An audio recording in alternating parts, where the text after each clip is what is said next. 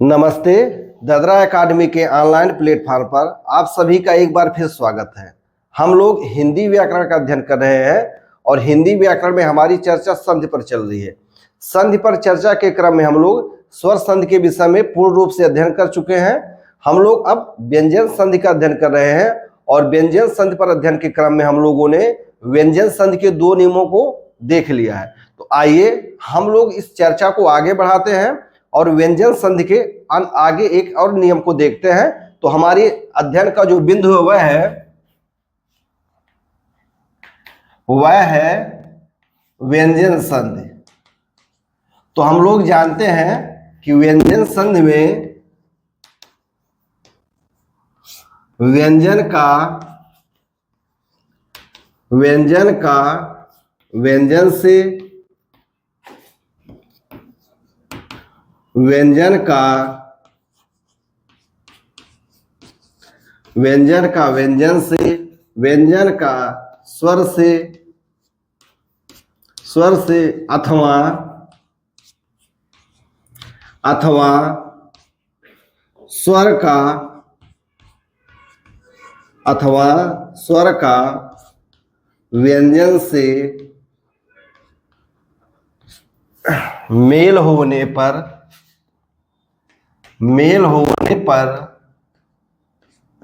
व्यंजन का व्यंजन से, व्यंजन का स्वर से अथवा स्वर का व्यंजन से मेल होने पर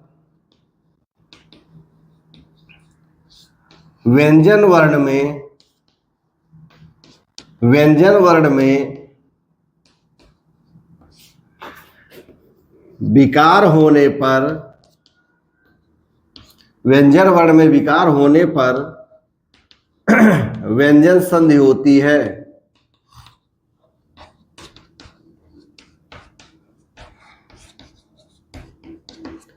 व्यंजन संधि कब होता है कि जब व्यंजन का मेल व्यंजन से हो अथवा व्यंजन का मेल स्वर से हो अथवा स्वर का मेल व्यंजन से हो। तब यदि व्यंजन वर्ण में विकार होगा तो वहां पर व्यंजन संधि होगी। हम लोग इससे पहले व्यंजन संधि के दो नियम को पढ़ चुके हैं। वह कौन कौन सा था? तो प्रथम नियम था कि वर्ग के पहले वर्ण का तृतीय वर्ण में बदलना या आदेश। वर्ग का पहला नियम क्या था कि वर्ग के पहले वर्ण का तृतीय वर्ण में आदेश। हम लोग द्वितीय नियम क्या देखे थे? हम लोग द्वितीय नियम क्या देखे थे कि वर्ग के पहले वर्ण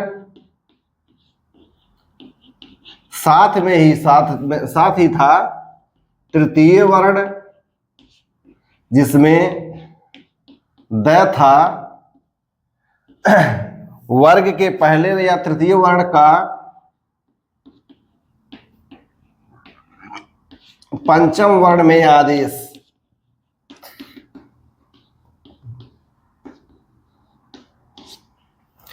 पहला हम लोगों ने क्या देखा था कि वर्ग के पहले वर्ण का तृतीय वर्ण में आदेश। तो पहले वर्ण के रूप में कौन कौन सा था? क, च, ट, त और प। यह क्या होते हैं? यह क्रमशः अपने तृतीय वर्ण में क्रमशः क किस में आदेशित हो जाता है? ग में। च किस में आदेशित हो जाता है? ज में। ट किस में आदेशित होता है? ड में। त किस में आदेशित होता है? द में। और प किस में आदेशित होता है? ब में। यानी पहला नियम क्या था कि वर्ग के पहले वर्ण का तृतीय वर्ण में आदेश हो जाता है। द्वितीय नियम क्या है कि वर्ग के पहले वर्ण और कुछ मायनों में तृतीय वर्ण है उसका पंचम वर्ण में आदेश। इसमें क्या होता था कि क, च, ट, त, प और द किसमें होते थे, यहाँ द यहाँ पर लिख लेंगे, त त के साथ ही द। ये क्या हो गए, ये हो गए क्रमशः अपने पंचम वर्ण में, यानी क्या किसमें बदल जाता है, ङ में। च किसमें बदल जाता है, य में। ट किसमें बदल जाता है, ड़ में। त या द किसमें बदल जाता है, न में। और प किसमें बदल जाता है, म में।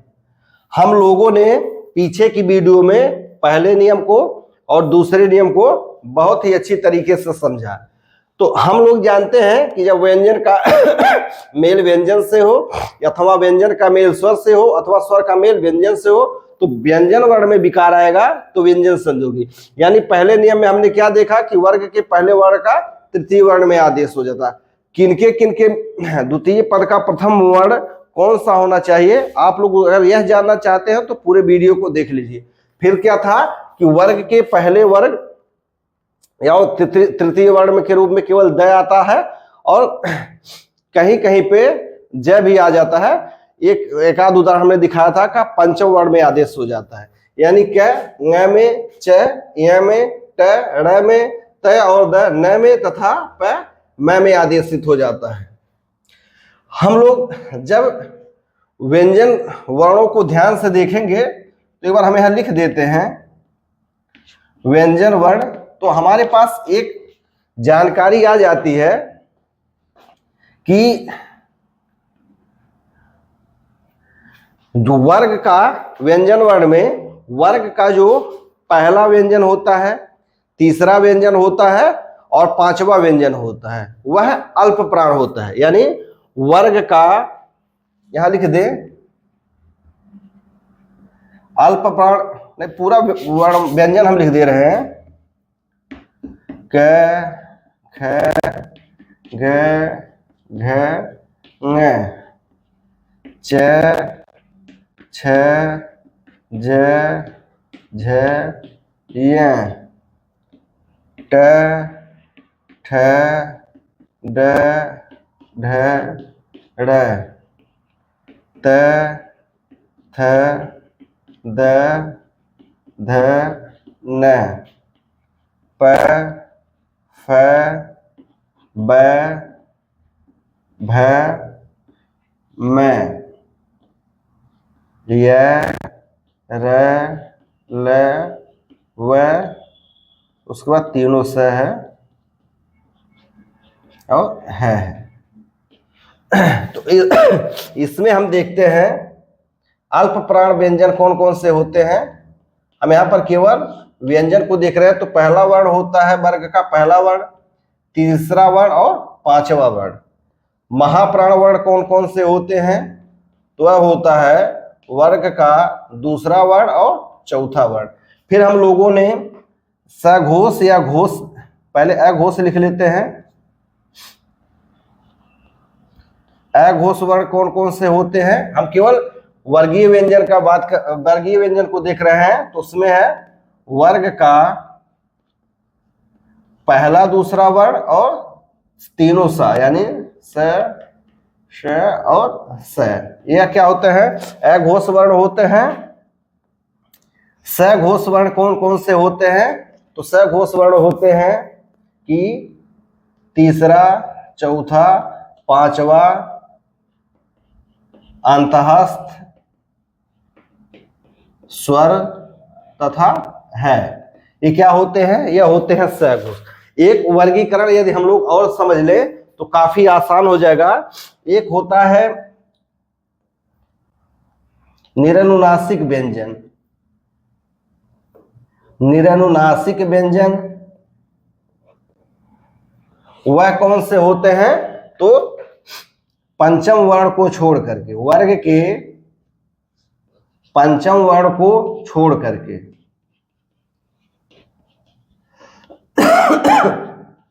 और अनुनासिक या नासिक के व्यंजन कौन कौन से होते हैं, हम यहां केवल व्यंजन के विषय में बात करें तो वो क्या है, वर्ग वर्ग का पंचम वर्ण।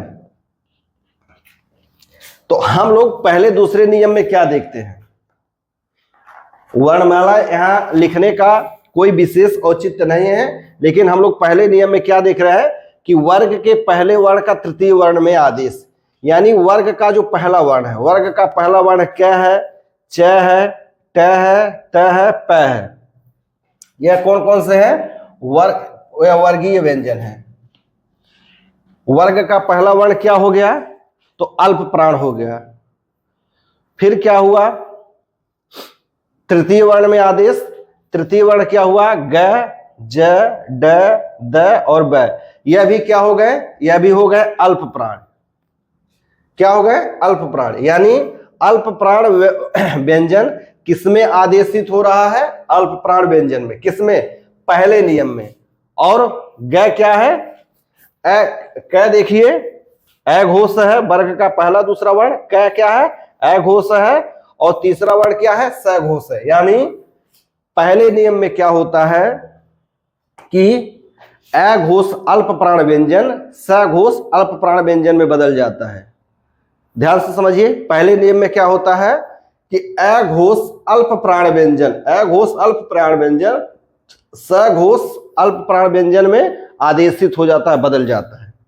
दूसरे नियम में क्या है कि वर्ग के पहले वर्ण का पंचम वर्ण में आदेश, यानी पहला वर्ण क्या है, अ घोष है, अल्प प्राण है। पंचम वर्ण क्या है, यह भी स घोष है, लेकिन क्या है, यह भी अल्प प्राण है। अल्प प्राण महाप्राण, अल्प प्राण महाप्राण, अल्प प्राण। यानी दूसरे नियम में क्या है कि वर्ग के पहले वर्ण का पंचम वर्ण में बदलना। यानी पहला वर्ण क्या है, अल्प प्राण है, दूसरा है महाप्राण, तीसरा है अल्प प्राण, चौथा है महाप्राण, पांचवा है अल्प प्राण। फिर क्या है पंचम वर्ण क्या है, नासिक व्यंजन है। यानी दूसरे नियम में क्या होता है कि अल्प प्राण अघोष व्यंजन, ध्यान से समझिए, दूसरे नियम में क्या होता है, अल्प प्राण अघोष व्यंजन अल्प प्राण नासिक या अनुनासिक व्यंजन में बदल जाता है। द जब है तो द क्या है, द है कि अल्प प्राण सघोष व्यंजन, वह भी क्या होता है, अल्प प्राण नासिक के व्यंजन में बदल जाता है। हालांकि नासिक के व्यंजन केवल अल्प प्राण ही होते हैं। तो उम्मीद है कि जो मैं कहना चाह रहा हूं वह आप लोग समझ पा रहे होंगे कि वर्ग के पहले वर्ण के रूप में हमेशा कौन से वर्ण आते हैं, तो वो आते हैं अल्प प्राण वर्ण। वर्ण के पहले शब्द के अंतिम वर्ण के रूप में कौन से वर्ण आते हैं, तो अल्प प्राण वर्ण आते हैं। मैं इसको हटा दे रहा हूं।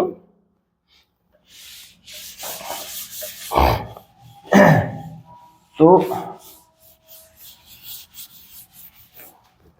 नोट में आप लोग लिख लीजिए, नोट, व्यंजन संधि की क्रिया में व्यंजन की संधि की क्रिया में प्रथम पद के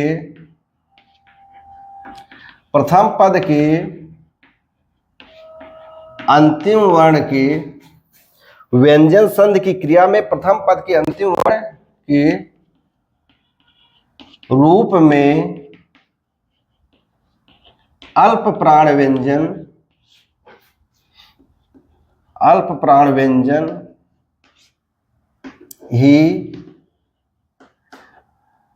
अल्प प्राण व्यंजन ही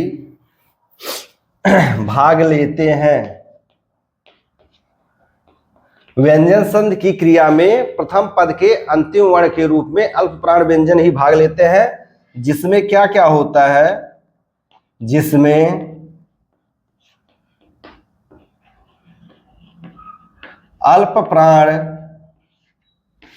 अघोष कौन कौन से हैं, अघोष हैं, साथ में अल्प प्राण है और अघोष है। वो कौन कौन से हैं, वह हो गए क, च,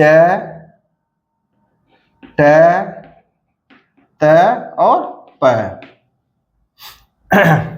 अल्प प्राण है और अघोष है, कौन कौन से हैं, क, च, ट, त, प। दूसरे कौन कौन से हैं, अल्प प्राण हैं, साथ ही साथ स घोष है, उसमें मुख्यतः द आता है, कहीं कहीं पर ज और एक आध दो उदाहरण ब के भी मिल जाते हैं। तो द के ही उदाहरण मिलते हैं, ज और ब के मामूली एक दो उदाहरण मिल जाते हैं। तीसरी स्थिति बनती है अल्प प्राण धन नासिक व्यंजन। अल्प प्राण और नासिक व्यंजन, चूंकि नासिक में महाप्राण नहीं होता है, तो अल्प प्राण और नासिक के रूप में दो व्यंजन मिलते हैं, न और मैं हो मिलते हैं। एक स्थिति और बनती है एक स्थिति और बनती है कि अघोष धन महाप्राण। ये केवल एक स्थिति यह बनती है अघोष और महाप्राण का, जिसमें स व्यंजन का भी प्रथम पद के अंतिम वर्ण के रूप में स व्यंजन भी आ जाता है। प्रथम पद के अंतिम वर्ण के रूप में स व्यंजन भी आ जाता है, लेकिन मुख्यतः 8 व्यंजन वर्ण का ही प्रथम पद के अंतिम वर्ण के रूप में उपयोग में रहता है। कौन कौन से हैं? तो देखिए, सभी अल्प प्राण हैं, केवल स महाप्राण है, वह भी बहुत कम शब्दों में आता। अल्प प्राण अघोष क च ट त प, अल्प प्राण स घोष द ज ब। ज और ब का केवल एक एक उदाहरण मिलता है, आप लोग इसको लिखिए या न लिखिए, कोई दिक्कत नहीं है। अल्प प्राण और नासिक है, न में है, और अघोष और महाप्राण है तो स है। उसमें भी स में कोई परिवर्तन नहीं होता है। परिवर्तन किस में होता है? ट का ठ में बदलाव हो जाता है, हम लोग उसको देखेंगे।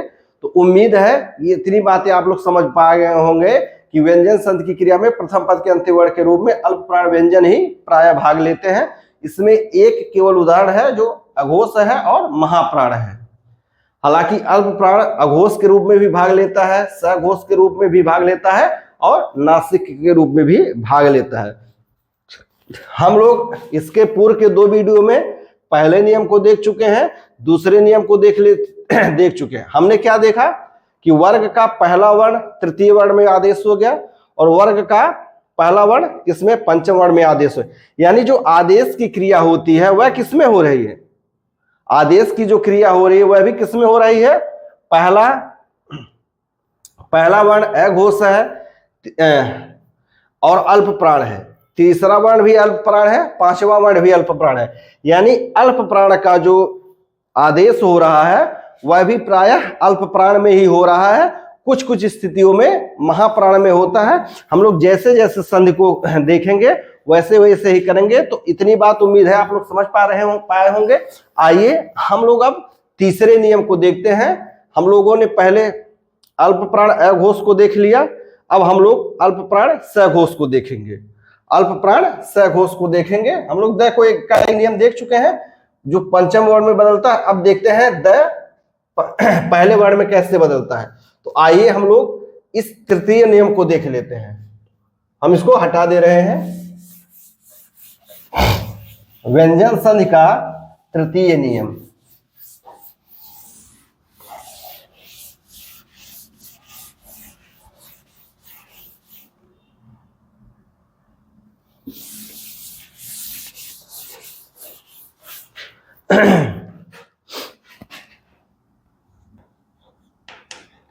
व्यंजन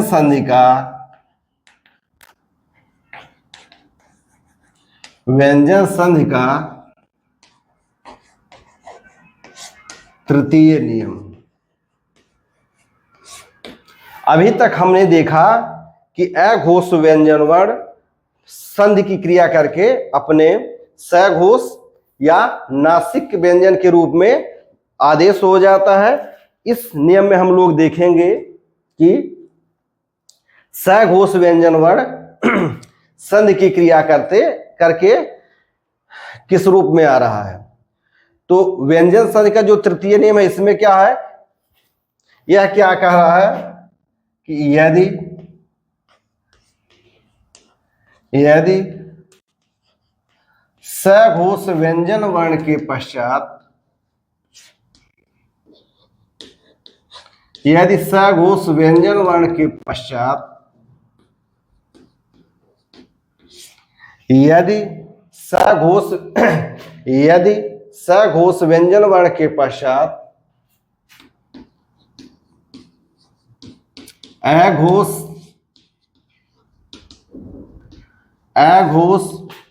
व्यंजन वर्ण आए तो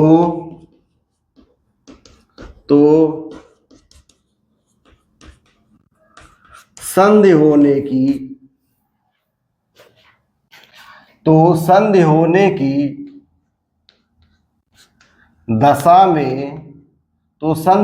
की दशा में सघोष व्यंजन अपने अघोष रूप में आदेश हो जाता है।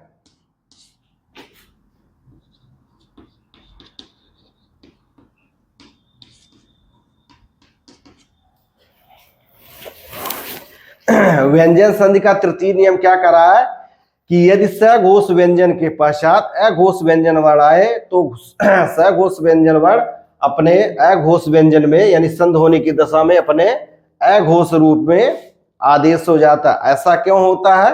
तो हम लोग जानते हैं कि घोष वर्णों के उच्चारण में गले में हमारे स्थित स्वर तंत्रियों में कंपन होता है, जबकि अघोष व्यंजन के उच्चारण में स्वर तंत्रियों में कोई भी कंपन नहीं होता है। अतः जब सघोष व्यंजन के पश्चात अघोष व्यंजन वर्ण आते हैं तो उन सघोष वर्णों के उच्चारण में कंपन ही नहीं होता है, जिससे वे अपने अघोष रूप में उच्चरित होने लगते हैं।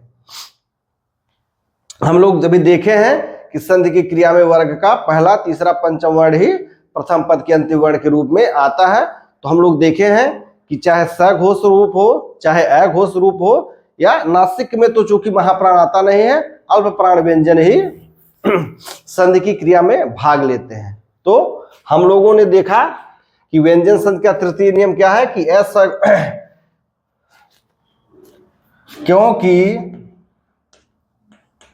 क्योंकि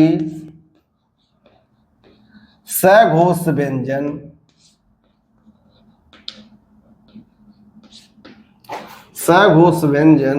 अपने अघोष रूप में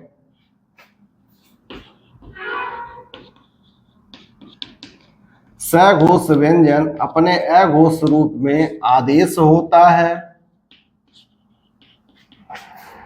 इसलिए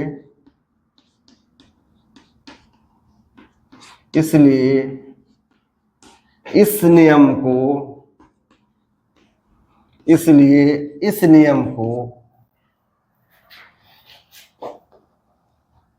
अघोष व्यंजन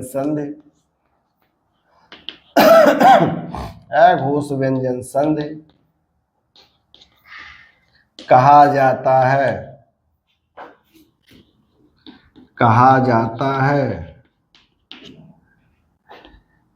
इस नियम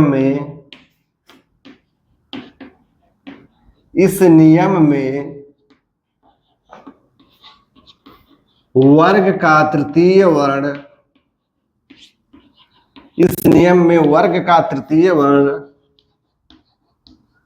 अपने ही वर्ग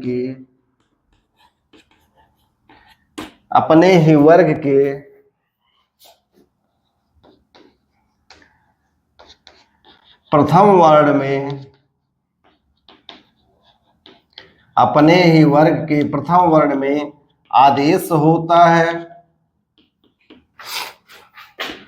इसलिए इसे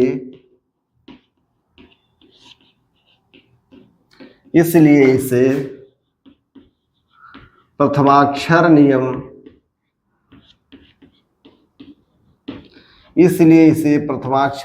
भी कहा जाता है। हम लोगों ने पहले नियम में देखा तृतीयाक्षर का नियम, यानी पहले वर्ण का अपने तृतीय वर्ण में बदलना। दूसरे नियम में हमने देखा पंचमाक्षर का नियम, यानी पहले या द के मायने में तीसरे वर्ण का अपने पंचम वर्ण में आदेश होना, और इस नियम में हम लोग क्या देख रहे हैं कि तीसरे वर्ण का अपने ही वर्ग के प्रथम वर्ण में आदेश होना, इसलिए इसे पंचमाक्षर का नियम भी कहा जाता है। तो हम लोग आइए अब पूरे नियम को लिख लेते हैं।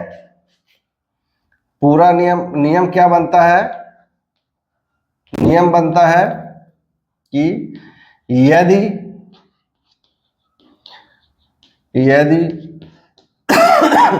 प्रथम पद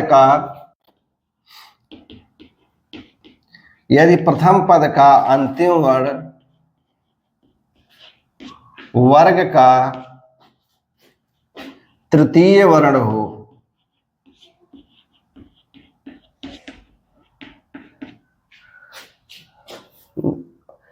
इसको हम नियम को क्या लिख सकते हैं कि यदि प्रथम पद का अंतिम वर्ण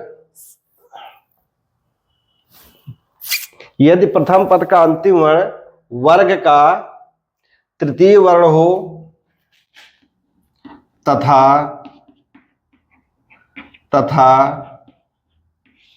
द्वितीय पद का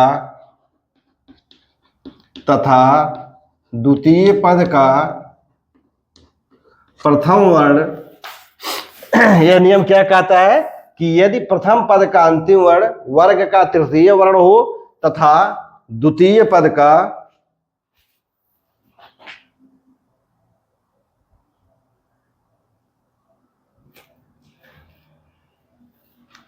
यह नियम क्या कहता है कि यदि प्रथम पद का अंतिम वर्ण वर्ग का तृतीय वर्ण हो तथा द्वितीय पद का प्रथम वर्ण क्या हो?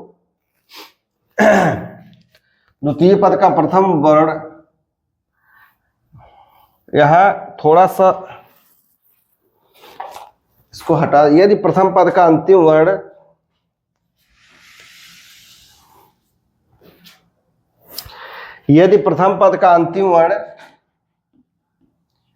सघोष व्यंजन हो, सघोष व्यंजन उसमें भी है कि नासिक को छोड़कर,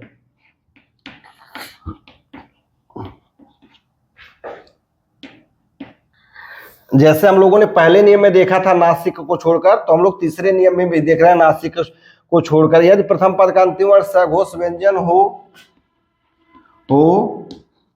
तथा द्वितीय पद का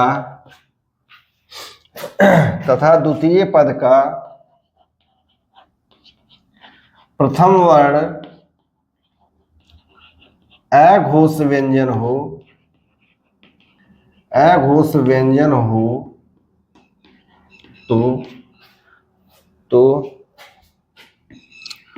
तो संधि होने की दशा में सघोष व्यंजन अपने अघोष रूप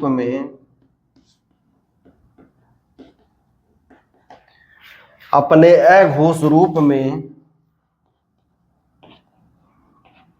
आदेश हो जाता है। यह नियम क्या करा कि यदि प्रथम पद का अंतिम वर्ण सघोष व्यंजन हो नासिक को छोड़ करके, हम लोगों ने पहले नियम में नासिक को छोड़ा था, इसलिए हम लोग जब चौथा नियम या पांचवा नियम देखेंगे तो उसमें हम लोग नासिक को लेकर के नियम देखेंगे, इसलिए हमने थोड़ा सा मिटा के इसको संशोधित किया है। तो यह क्या हुआ कि यदि प्रथम पद का अंतिम वर्ण वर्ग का सघोष व्यंजन हो नासिक व्यंजन को छोड़कर तथा द्वितीय पद का प्रथम वर्ण अघोष व्यंजन हो तो संधि होने की दशा में सघोष व्यंजन अपने अघोष रूप में आदेश हो जाता है। फिर क्या है कि यहां नासिक व्यंजन को छोड़कर, तो इसमें हम लोग देख लेते हैं नासिक व्यंजन को हम लोगों ने जब छोड़ दिया तो नासिक व्यंजन को छोड़ करके चूंकि हम लोग अल्प प्राण को ही प्रथम पद के अंतिम वर्ण के रूप में लिख सकते हैं, तो नासिक व्यंजन को छोड़कर अल्प प्राण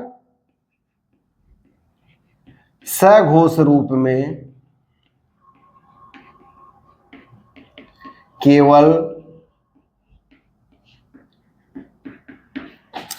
द व्यंजन वर्ण ही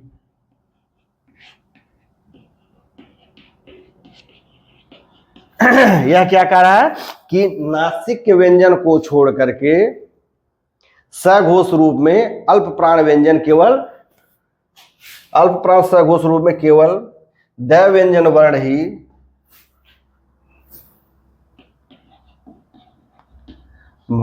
प्रथम पद के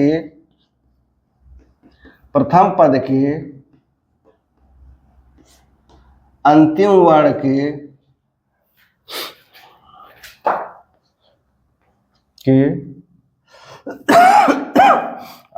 के रूप में आता है। नासिक व्यंजन को छोड़ करके अल्प प्राण सघोष रूप में केवल द व्यंजन वर्ण ही प्रथम पद के अंतिम वर्ण के रूप में आता है।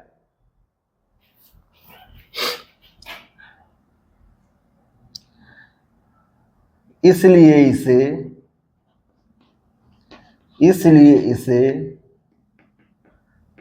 द का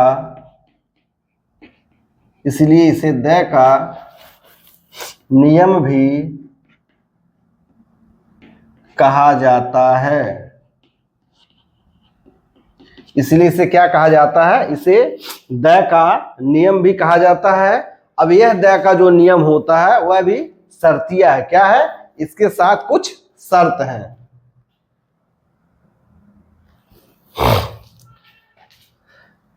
द के साथ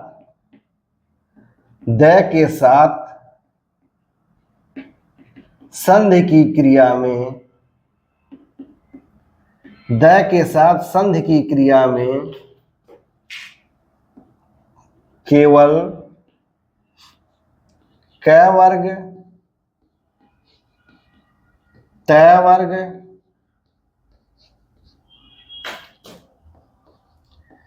प वर्ग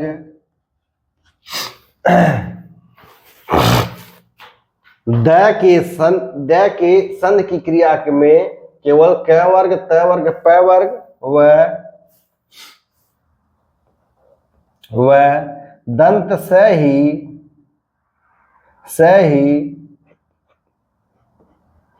नियम का पालन करते हैं।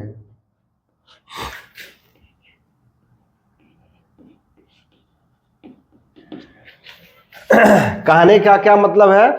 नियम क्या कह रहा है कि यदि प्रथम पद के अंतिम वर्ण यानी सघोष व्यंजन रहे और नासिक व्यंजन को छोड़ करके तथा द्वितीय पद का प्रथम वर्ण अघोष व्यंजन हो तो संधि की दशा में सघोष व्यंजन अपने अघोष रूप में आदेश हो जाता है। यानी होना क्या चाहिए था? तो हम ऊपर हटा देते हैं। होना क्या चाहिए था कि होना क्या चाहिए था? यहां हम लिख ले रहे हैं कि प्रथम पद का अंतिम वर्ण घन द्वितीय पद का प्रथम वर्ण। इसमें संधि होना चाहिए, लेकिन नियम क्या कह रहा है? नियम कह रहा है यहां प्रथम पद का अंतिम वर्ण क्या होना चाहिए था? सघोष व्यंजन। नासिक को कुछ चौकी छोड़ करके तो ग होना चाहिए था, ज होना चाहिए था, ड होना चाहिए था, द होना चाहिए था और ब होना चाहिए था। यानी प्रथम पद का अंतिम वर्ण कौन कौन सा होना चाहिए? वह होना चाहिए था सघोष। तो हम लोग जानते हैं सघोष हो, साथ में ही अल्प प्राण हो। चूंकि नासिक को छोड़ दिया गया है तो सघोष और अल्प प्राण कौन कौन से हैं? तो क वर्ग का ग है, च वर्ग का ज है, ट वर्ग का ड है, त वर्ग का द है और प वर्ग का ब है। द्वितीय पद का प्रथम वर्ण कौन कौन सा होना चाहिए?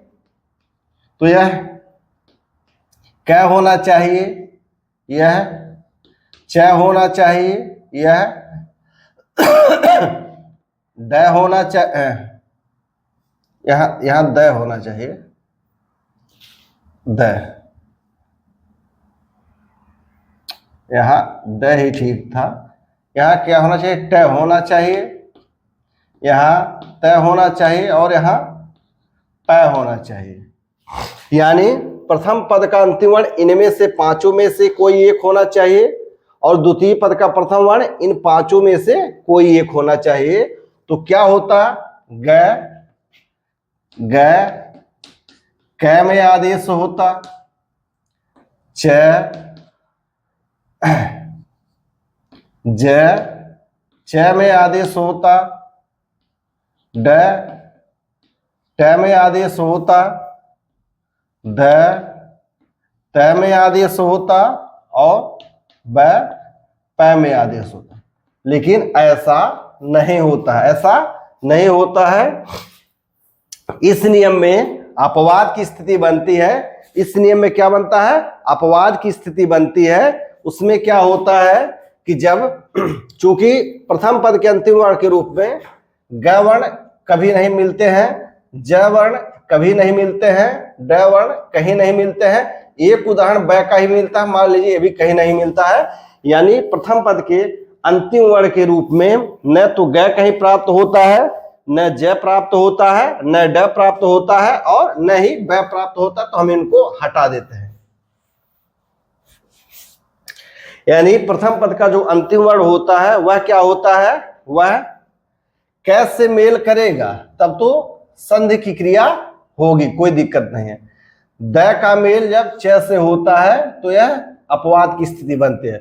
उसी प्रकार द का मेल जब ट से होता है तब भी क्या होता है? अपवाद की स्थिति होती है। द का मेल त से होता है तो संधि की क्रिया होती है और द का मेल प से होता है तो संधि की क्रिया होती है। च और ट के साथ जब द का मेल किया जाता है तो यह नियमानुसार संधि की क्रिया नहीं करता है। हम लोग इसके नियम को आगे पढ़ेंगे। ऐसा क्यों होता है? तो हम लोग जानते हैं कि जब द का मेल च वर्ग और ट वर्ग से हो, चूंकि च वर्ग क्या है? तालव्य व्यंजन है, ट वर्ग क्या है? मूर्धन्य व्यंजन है। उसी प्रकार तालव्य स से भी होने पर द का जो आदेश होगा वह च में नहीं होता है। क्यों नहीं होता है? इसका कारण होता है, इसका चर्चा हम लोग अभी आगे कर लेंगे। हम लोग पहले द का त में आदेश होने के कारण इस नियम को देख लेते हैं। तो यह नियम क्या कहता है? अब नियम अभी तक हम लोग केवल नियम का अध्ययन करते हुए आए हैं। अब जाकर के हमारे पास जो अंतिम नियम बचता है, जिस पर हम लोगों को संधि की क्रिया करनी रहती है, उस पर हम लोग चर्चा करेंगे। तो इसको हम लोग लिख लेते हैं कि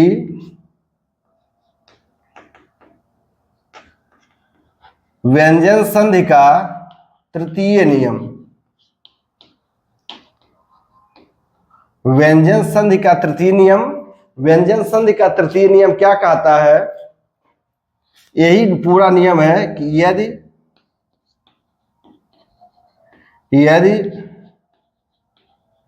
प्रथम पद का अंतिम वर्ण,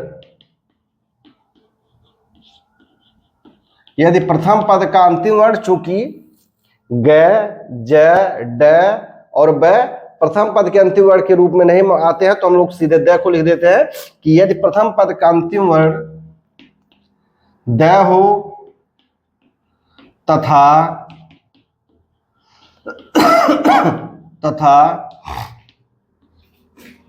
द्वितीय पद का प्रथम वर्ण चूंकि क वर्ग संधि की क्रिया में भाग लेता है, तो क ख हो, क ख हो अथवा चूंकि च वर्ग नहीं भाग लेता है, ट वर्ग भाग नहीं लेता है, यानी अथवा तैथ हो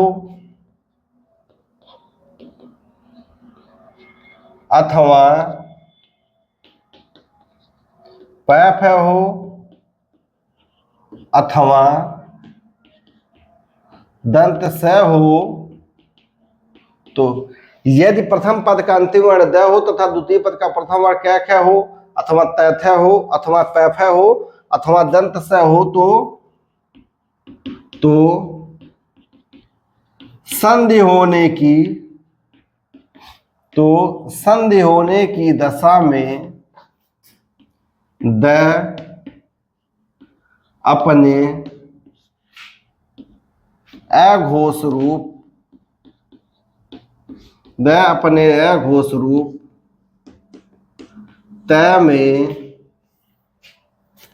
तय में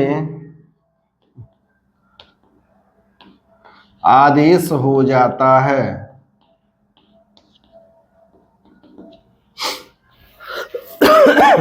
अर्थात द धन क ख त थ प फ स, तो इसको हलंत कर देंगे तो क्या होगा, द क्या होगा, वह तय में आदेश हो जाएगा। बाद का व्यंजन वर्ण क्या रहेगा, अपने स्थान पर यथावत रहेगा। बाद का व्यंजन वर्ण क्या रहेगा, अपने स्थान पर यथावत रहेगा। उम्मीद है कि यह नियम आप लोग समझ पा रहे होंगे और यह नियम कहां से लड़ते झगड़ते कटते पीटते आ रहा है। यदि आप लोग इसको समझ पाएंगे, नियम को अगर समझ जाएंगे तो नियम को याद रखना काफी आसान हो जाएगा। मैं चाहता तो सीधे इसी नियम को लिख देता, इन सबको नहीं लिखता, लेकिन मैं चाहता हूं कि जो भी अध्ययन किया जाए वह तार्किक ढंग से हो, वह समझ के साथ हो, ताकि हम लोग खुद तो समझ ही सकें, किसी अन्य को भी समझा सकें और हमारा अध्ययन कार्य जो है वह तार्किक ढंग से रहे। तार्किक ढंग से अध्ययन करने का एक फायदा यह होता है कि हम लोग जिन उदाहरणों को या जिन नियमों को कभी नहीं देखे रहेंगे, हम लोग यदि तार्किक ढंग से देखेंगे तो हम लोग क्या करेंगे, उन नियमों को भी हल कर लेंगे। आइए हम लोग अब इसका उदाहरण देख लेते हैं। तो मैं इसको हटा देता हूं, पूरा हटा दे रहा हूं। तो उदाहरण हम लोग देख लेते हैं।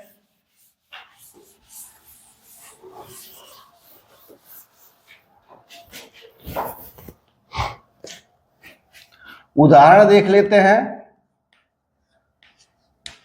उदाहरण में हम लोग पहली स्थिति देख लेते हैं, जब द का मेल क वर्ग के व्यंजन से हो।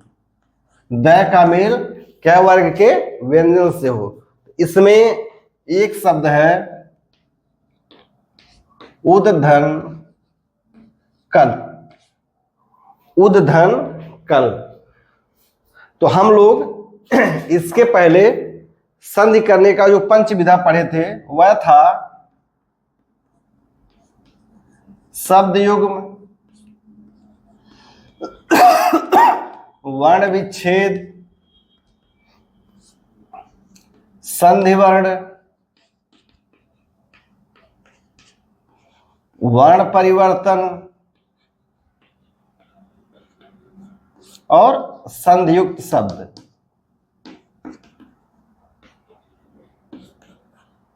तो हम केवल एक उदाहरण को संधि करने का जो पंच सोपान है यह क्या है, तो हमारे पास शब्द युग में क्या मिल गया, युद, उद और कल। हम लोग इसका वर्ण विच्छेद कर देंगे तो इसको लिखेंगे उ धन ध धन क धन अ धन ल। हम लोगों ने द्वितीय सोपान सेकंड स्टेप वर्ण विच्छेद कर लिया। अब हम देखते हैं संधि वर्ण क्या है। तो हम लोग देखते हैं कि यहाँ द सघोष व्यंजन वर्ण है और क्या है, क्या है वर्ग का प्रथम वर्ण जो अघोष है। तो इसमें नियमानुसार क्या परिवर्तन होता है, तो हम लोग इसको लिख लेते हैं। द के स्थान पर तय हो जाएगा धन क धन अ धन ल। यह क्या बन जाएगा, तो वह बन जाएगा उत धन कल। शब्द संधियुक्त शब्द क्या बन गया, उत्कल। हालांकि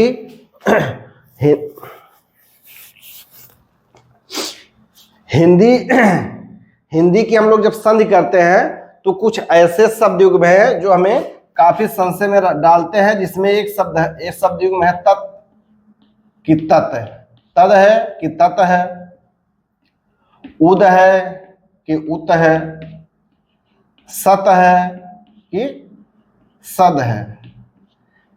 यह 3 ऐसे शब्द युग्म है। हालांकि बहुत सारे ऐसे हैं, 7-8 हैं, जो व्यंजन संधि को बहुत ही भ्रमित करते हैं, बहुत ही परेशानी में डालते हैं। हम लोग इस पर एक अलग से वीडियो बना कर चर्चा कर लेंगे। तो यहाँ उद और उत में हमको फंसना नहीं है। यदि हम यहाँ उद है तो कल हो गया, लेकिन यदि उत हम किए होते तो उत्कल बन जाता, तो यहाँ संधि की क्रिया नहीं होती बल्कि संयोग की क्रिया होती, इसलिए हमने यहाँ उद के साथ किया हुआ है। आप लोग इसको उत कहा करके आलोचना करते हैं, इससे पहले मैंने स्पष्ट कर दिया है। उसी प्रकार से एक शब्द और है, पहला उदाहरण है, दूसरा उदाहरण है शरद है धन काल है। तो हम इसको सीधे सीधे लिख सकते हैं, इसी अनुसार आप लोग कर लीजिएगा। यह हो जाएगा शरद काल। उसी प्रकार से एक शब्द है तत् धन का, तद धन काल। तद धन काल बराबर हो गया तत्काल। तद धन काल बराबर क्या हो गया? तत्काल। उसी प्रकार एक शब्द युग्म और है शरद धन काल। शब्द युग्म संयुक्त शब्द क्या बना? यह बना शरद काल। तो आप लोग तद तत् उद उत सत सद को लेकर के संशय की स्थिति में न रहें। जहां पर संधि बन पा रहा हो, यानी नियमानुसार यदि संधि बन पा रहा हो, तत् से बन रहा हो तो तत् कर दीजिए, तद से बन रहा हो तो तद कर दीजिए। बाकी हम लोग इस पर एक विस्तृत वीडियो बनाएंगे। फिर है क्या का हो गया, एक शब्द है उद्धन खनन। तो अभी हमने पढ़ा कि कै हो या ख हो तभी तय हो जाता है। तो ये शब्द क्या बन जाएगा? उत्खनन। उद्धन खनन बराबर क्या बनता है? तो वह बन जाता है उत्खनन। उसी प्रकार से एक शब्द युग्म है उद्धन खनित। यह क्या बन जाता है? उत्खनित। यदि हम यहाँ तय करते तो यहाँ तय रहता, तो यह संधि नहीं बल्कि संयोग हो जाता। तो हम लोगों ने द का क वर्ग के साथ उदाहरण समझ लिया। अब आइए हम लोग, चूंकि द का जो मेल होता है, द क्यों है? द इसलिए है क्योंकि प्रथम पद के अंतिम वर्ण के रूप में अल्प प्राण सघोष व्यंजन के रूप में केवल द ही आता है। केवल द के ही उदाहरण हमको ऐसे मिलते हैं कि जो व्यंजन संधि की क्रिया में भाग लेते हैं, इसलिए हम लोग केवल द लिखे हैं। ग भी नहीं मिलता है, ज भी नहीं मिलता है, ड भी नहीं मिलता है और ब भी नहीं। ब का एक उदाहरण मिलता है, वो उसकी हम लोग चर्चा कर देंगे। क वर्ग संधि की क्रिया करता है, च वर्ग और ट वर्ग संधि की क्रिया नहीं करते हैं। क्यों नहीं करते हैं? क्योंकि मूर्धन्य और तालव्य ध्वनि संधि की क्रिया में अपवाद की स्थिति कर देते हैं। हम उसकी चर्चा भी आगे करेंगे। बाकी द के बाद हम लोग देख लेते हैं तय वर्ग का।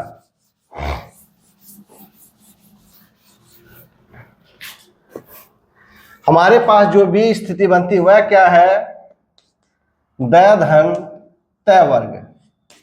यानी जब प्रथम पद का अंतिम वर्ण द हो और द्वितीय पद का अंतिम वर्ण क्या हो? तय हो। तो हमारे पास एक उदाहरण है उद्धन तर। हालांकि जो द है इसमें गिने चुने ही शब्द हैं, जैसे उद है, सद है, तद है, शरद है, मृद है, ऐसे ही थोड़े से ही शब्द हैं। तो यह क्या हो जाएगा? दैत्य में बदल जाएगा। तो यह क्या हो जाएगा? उत्तर। उद्धर तर बराबर क्या हो जाएगा? उत्तर। हमें नहीं लगता है कि इसको संधि करने की उस स्टेप से आवश्यकता है। दूसरा उदाहरण है संपद धन ती। हमारे पास एक उदाहरण है संपद धन ती। हम लोग इसको कर दे रहे हैं क्योंकि यह थोड़ा अलग देखने में है, तो हम लोग इसका पहले वर्ड विच्छेद कर देते हैं। सम धन द धन त धन ई। संधि वर्ण कौन कौन सा है?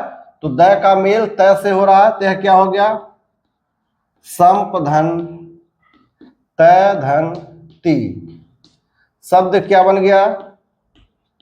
संपत्ति। शब्द क्या बन गया? संपत्ति।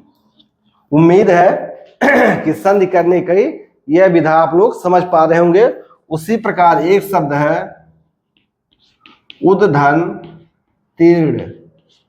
तो द किसमें आदेशित हो जाएगा? तय में। तो यह क्या होगा? उत्तीर्ण। उद्धन तीर्ण बराबर क्या हो जाएगा? उत्तीर्ण हो जाएगा। फिर कह रहे हैं कि उद उत तद तद, इस सब में आप लोग न फंसिएगा। इसी प्रकार से एक और शब्द है, वह है उद्धन स्थान। उद्धन स्थान। तो हम लोगों ने नियम में देखा था कि स भी अगर रहता है, चूंकि यहाँ थ की वजह से संधि हो रहा है, हम लोग इसको त वर्ग में ले रहे हैं। लेकिन यदि क्या हो कि थ से पहले दंत से आए, थ से पहले क्या आ जाए? दंत से आ जाए, तो इसका हम लोग नियम देख लेते हैं। उद्धन स्थान का नियम क्या है, इसको हम लोग नियम इसका लिख ले रहे हैं। नियम है कि यदि, इसका क्या नियम है कि यदि यदि अंतिम पद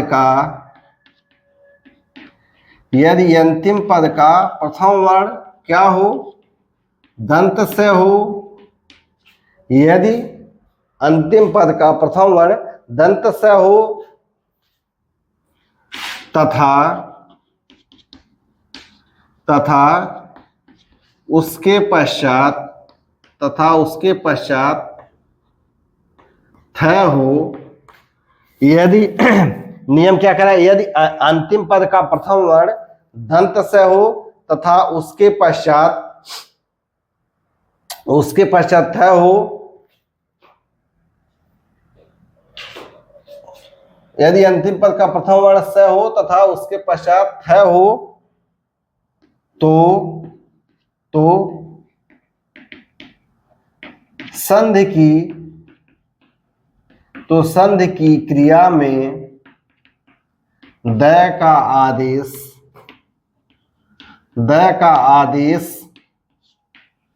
तय में होता है, जो कि इस नियमानुसार हो रहा है। तथा दंत स का लोप हो जाता है। तथा क्या होता है?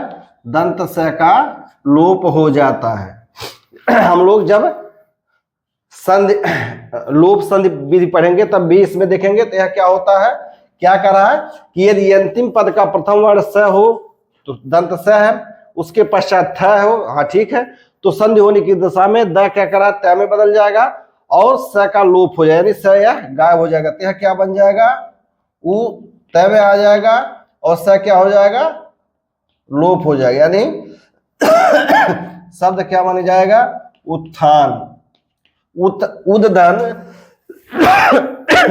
उद्धन स्थान बराबर क्या हो जाएगा? उत्थान हो जाएगा। उद्धन स्थान बराबर क्या हो जाएगा? उत्थान हो जाएगा। इसी प्रकार से एक उदाहरण हम लोग देख लेते हैं। उद्धन स्थापन, यह बराबर क्या हो जाएगा? उत्थापन।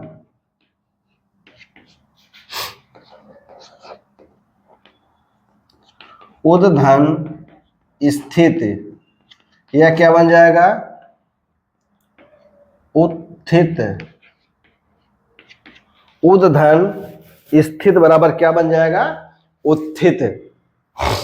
अब हम लोगों ने दो स्थितियों को देख लिया, अब आइए हम लोग, चूंकि जहां पर पहले दंत से आ रहा है बाद में थ आ रहा है, इसको आप लोग थोड़ा सा ध्यान कर लीजिएगा, या थोड़ा सा इसमें संधि की दो क्रिया हो रही है। आइए हम लोग जो तीसरी स्थिति है उसको देख लेते हैं, तीसरा उदाहरण देख लेते हैं।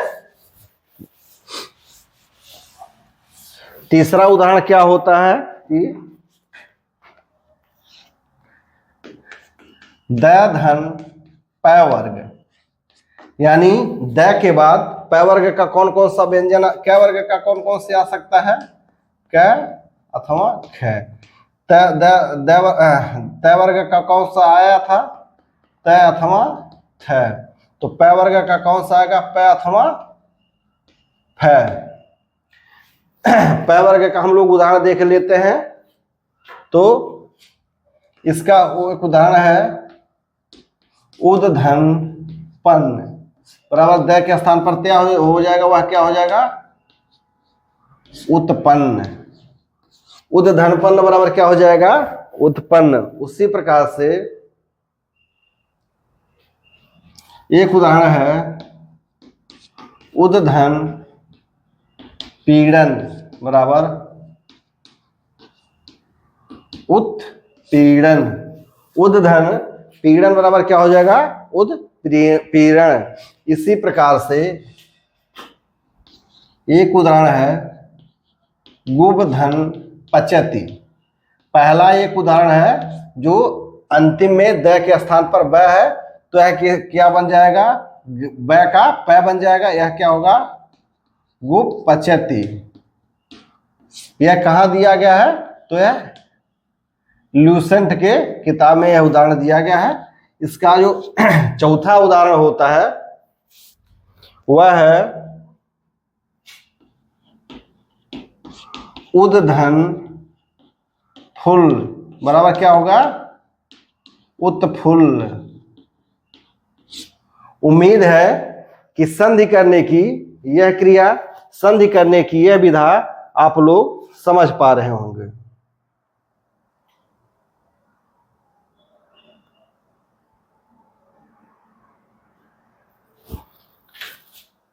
तो हम लोगों ने द का प वर्ग के साथ 3-4 उदाहरण देख लिए। उद धन फुल बराबर क्या हो गया, उत्फुल्ल। अब आइए इसमें जो चौथी स्थिति बनती थी वह है द धन दंत से, द धन दंत से। इसमें कौन सा वर्ण आ सकता है, इसमें द के बाद केवल दंत से आएगा। तो हम इसको देख लेते हैं, इसके भी 1-2 उदाहरण देख लेते हैं। यह क्या हो जाएगा, इसका उदाहरण है उद धन सौ बराबर क्या बना, उत्सव।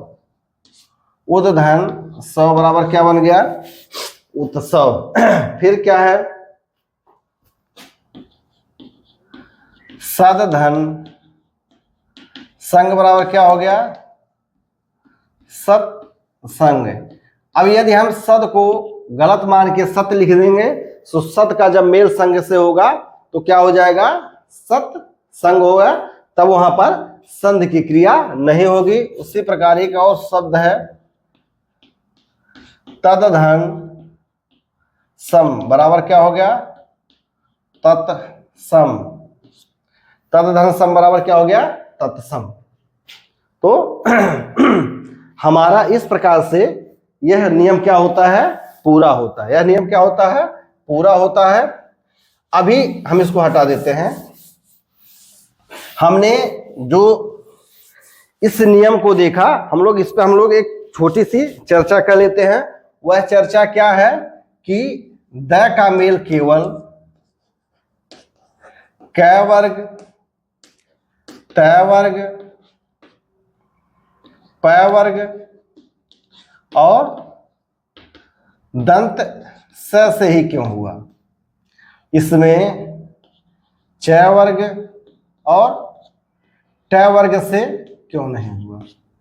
द क्यों प्रथम पद के अंतिम वर्ण के रूप में द ही क्यों आया, क्योंकि ऐसा कोई भी शब्द, एक शब्द वही मिला था गुब और पचत, जिसपे हमने गुप्चति बनाया था। तो प्रथम पद के अंतिम वर्ण के रूप में न तो ग का कोई शब्द मेल हमें प्राप्त हुआ, न ज का मेल प्राप्त हुआ, न ड का मेल प्राप्त हुआ, और न ही ब का एक मेल प्राप्त हुआ था। यानी प्रथम पद के अंतिम वर्ण के रूप में केवल द ही प्राप्त होता है, इसलिए हम लोग इसको द का नियम कहते हैं। यानी प्रथम पद के अंतिम वर्ण के रूप में केवल द ही मिलता है। लेकिन द्वितीय पद का प्रथम वर्ण क वर्ग का मिला, यानी क ख मिला, त वर्ग का मिला यानी त थ मिला, प वर्ग का मिला यानी प फ मिला, दंत स मिला यानी दंत स मिला। लेकिन च वर्ग और ट वर्ग के वर्ण यानी च छ क्यों नहीं मिले और ट ठ क्यों नहीं मिले? यह हमारे एक सोचने का विषय है, यह हमारे एक चर्चा का विषय है। तो हम लोग देखते हैं कि द का मेल क वर्ग से, त वर्ग से, प वर्ग से और दंत से होने पर द किस रूप में बदल जा रहा है? त के रूप में बदल रहा है। जबकि हम द का मेल च वर्ग से करेंगे तो द च रूप में आता है, और ट का मेल जब ट वर्ग से करेंगे तो द ट के रूप में आ जाता है। हम लोग क्या देखते हैं कि जब द धन च या छ का मेल होता है तो क्या होता है कि नियमानुसार तो द को किस में बदलना चाहिए? त में। लेकिन द त में न बदल करके किस में बदल जाता है? च में बदल जाता है। उसी प्रकार इसमें हम लोग जब द का मेल ट अथवा ठ से करवाते हैं तो द त में बदलना चाहिए, त में न बदल करके किस में बदल जाता है? ट में बदल जाता है। किस में बदल जाता है? ट में बदल जाता है। यानी क्या करता है? यह नियमों का वायलेशन करता है, यानी यह नियमों का विरोध करता है। ऐसा क्यों करता है? अच्छा हाँ, जब मूर्धन्य स रहता है, मूर्धन्य स रहता है तो उसका मेल जब च से होगा, जब द का मेल मूर्धन्य स से होगा तो मूर्धन्य स किस में आदेशित हो जाएगा? च में आदेश हो जाएगा। यह भी त में आदेश नहीं होता है। क्यों नहीं होता? अच्छा, इसका हम लोग उदाहरण देख लेते हैं। तो इसका जो उदाहरण है वह है, देखिए, शरद धन चंद्र। यह बनना चाहिए तो शरद चंद्र, लेकिन बनता क्या है? शरद चंद्र। शरद और चंद्र का जब मेल बनता है तो बनना चाहिए नियमानुसार शरद चंद्र, लेकिन बनता क्या है? शरद चंद्र। उसी प्रकार उद और छादन जब मिलते हैं, उसी प्रकार दूसरा शब्द है कि उद और छादन मिलते हैं तो बनना क्या चाहिए? उत्छादन। लेकिन उत्छादन न बनकर के क्या बनता है? उच्छादन। उम्मीद है यह बातें आप लोग समझ पा रहे होंगे। उसी प्रकार से इसमें क्या होता है? तद धन टीका। कहीं कहीं पे इसको तद धन टीका नहीं रखते हैं, क्योंकि कहीं पर तद धन टीका है। इसको हम लोग देख लेते हैं। इसका उदाहरण मृद धन टीका। तो बनना क्या चाहिए? बनना चाहिए नियमानुसार मृत टीका, लेकिन मृत टीका न बन के बनता क्या है? मृत टीका। मृत टीका मृत टीका न बन करके मृत टीका बनता है। उसी प्रकार से तलब सका क्या बनता है? शरद धन सस्य।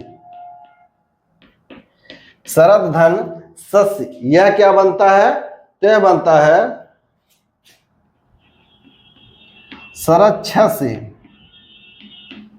ऐसा क्यों होता है? यानी जब च वर्ग का मेल द से होता है तो द च में न बदल द त में न बदल के किस में बदल जाता है? च में। और जब द का मेल ट वर्ग के वर्णों से होता है तो द त में न बदल करके त में बदल जाता। ऐसा क्यों होता है?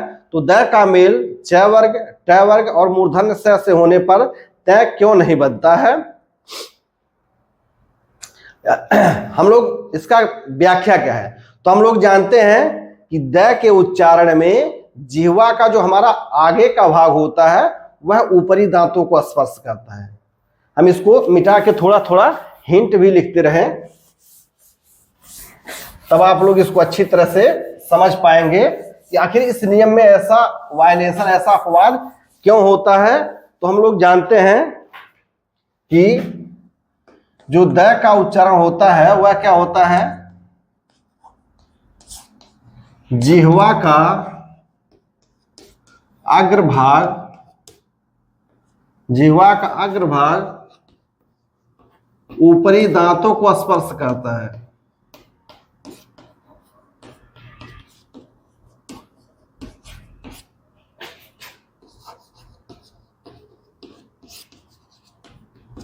जिह्वा का जो अग्रभाग होता है वो क्या करता है कि ऊपरी दांतों को स्पर्श करता है, जबकि च वर्ग के उच्चारण में जिह्वा का अग्रभाग किसको उच्चारण करता है? तालु में। च वर्ग में क्या होता है कि जिह्वा का अग्रभाग किसको उच्चारण करता है? ताल को। उसी प्रकार से ट वर्ग में मूर्धा को, जिह्वा का अग्रभाग ही क्या करता है? मूर्धा को स्पर्श करता है। ऐसा क्यों होता है? इसलिए हम लोग चर्चा कर रहे हैं कि च वर्ग के उच्चारण में जिह्वा का अग्रभाग ताल को स्पर्श करता है। तो हम जब द के तत्काल बाद ही च अथवा छ का उच्चारण करना होता है तो जिह्वा का अग्रभाग त्वरित गति से तालु से, चूंकि मान लीजिए हमने पहले द बोला, बाद में च बोला, तो द को किसमें बोलना है? त में।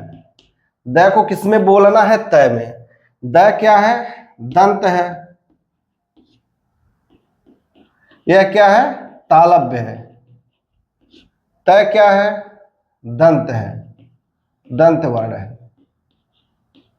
यानी हम लोग जब द के बाद च का उच्चारण करेंगे, यानी जब दंत वर्ण के बाद जब दंत वर्ण के बाद तत्काल ही